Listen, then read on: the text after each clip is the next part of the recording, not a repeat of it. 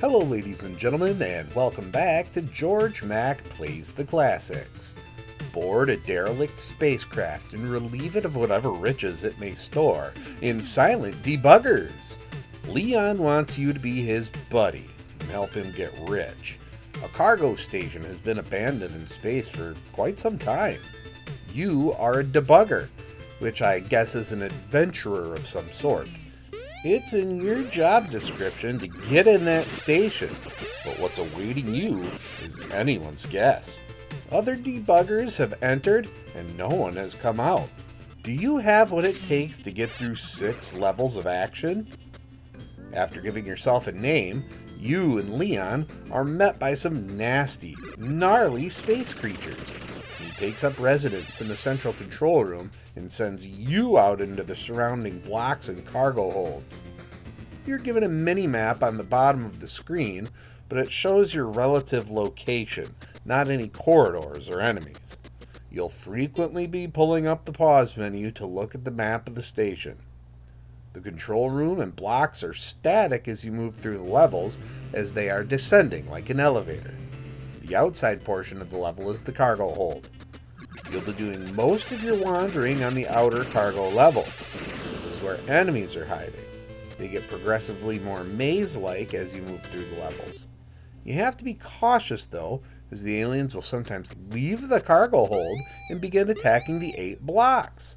If the aliens do too much damage, they will shut down different blocks and make your life hell. 4 of them don't do anything, but blocks B, C, F, and G house the station lights, battery charging, sensor operation, and bullet room.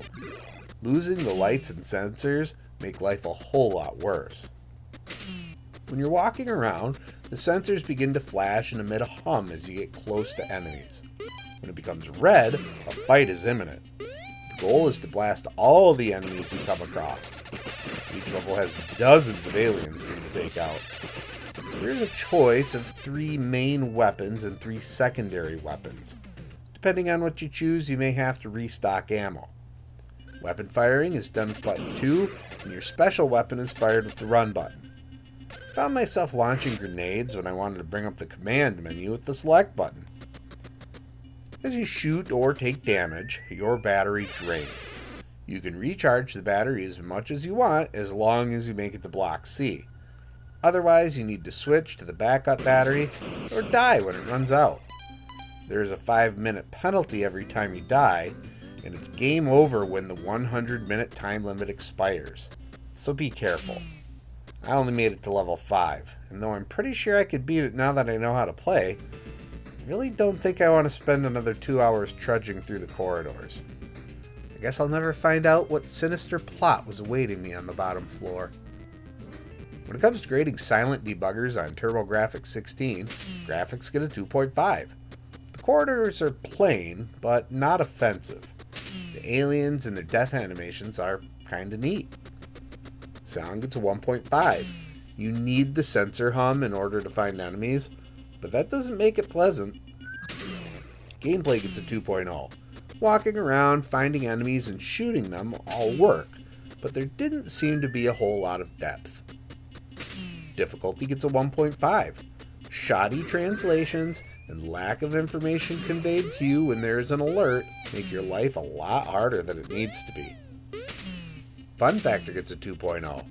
There's something here that could be built on, but I kind of have a feeling there won't be many more tile-based FPS games in my future. Overall, Silent Debuggers earns a 1.9 and gets a C. This is an alright game that I think could be fun for some as a novelty, but not much more. Well, that's going to do it for me for today. Please make sure to like this video, let me know what you think of Silent Debuggers in the comments, and please subscribe to Headdrop Productions here on YouTube, because we want you here for each and every video we release, because it is your destiny.